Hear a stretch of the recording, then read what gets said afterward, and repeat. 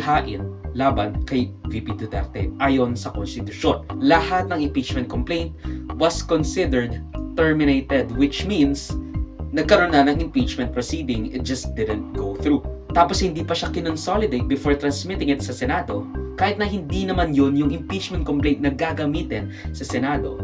The mere fact na na-endorse sila at hindi siya kinonsolidate before transmitting it sa Senado. If he had just referred the first 3 impeachment complaints nung una pa lamang at nabayaran pa rin yung mga congressman, of course, edi sana wala tayong problema ngayon since it's the same impeachment complaint, just consolidated. Ang nangyari, yung una, yung pangalawa at yung pangatlo, na-stuck sa limbo dahil nga hindi nalagay sa House Committee on Justice. Dahil nga nag-aantay si Reginald Velasco ng pinakamalaking impeachment complaint para ma-fast track daw yung pagsusumite nito sa Senado para matransmit agad sa Senado without the clamor of the whole debates sa komite or sa committee level into the first reading, second reading, third reading of the resolution.